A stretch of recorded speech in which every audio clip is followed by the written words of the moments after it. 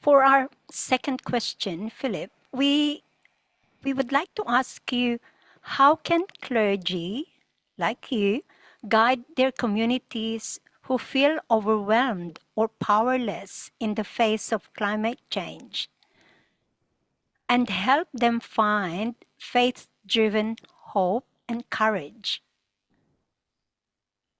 I think a really important contribution we can make is to really nurture a healthy culture of dialogue with one another. I was in our cathedral last Sunday. There was a very distressed young man there. He'd been going to some rallies. He was very upset by the lack of listening between groups, the discord there. And I could just see he really wants to know what he can do for the best. And he just wasn't too sure where next to go. And we had this conversation. What we can do in our churches is to nurture a culture of dialogue where we really listen well to one another. We listen well in the sense of, if we're not sure what someone's saying, we ask an open question. Do you mean by this? Are you saying? Rather than just ride on as if we know what somebody else thinks. We try not to interrupt each other. Interrupted conversations never go too well.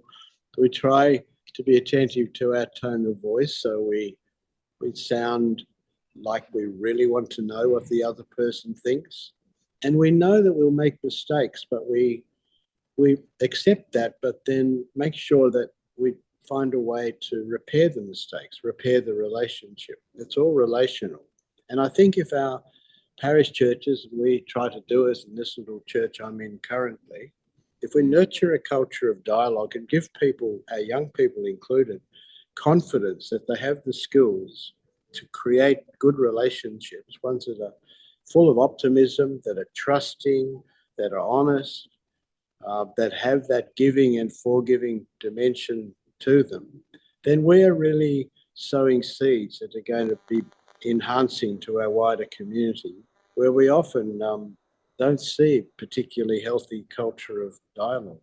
So that attentiveness to our words and our deeds kind of comes from what our thoughts are. So we all have to be careful about what we let ourselves think about and what we let influence our thinking, because it shapes what words we use, what actions we take. And doing that attentiveness together, really sharing, is this a good thing for me to be putting my head into, etc., is part of that culture of dialogue, helping each other to lead healthy lives. And the beautiful charism of Focolare is so valid and relevant in this context. Thank you so much, Philip, for what you've shared.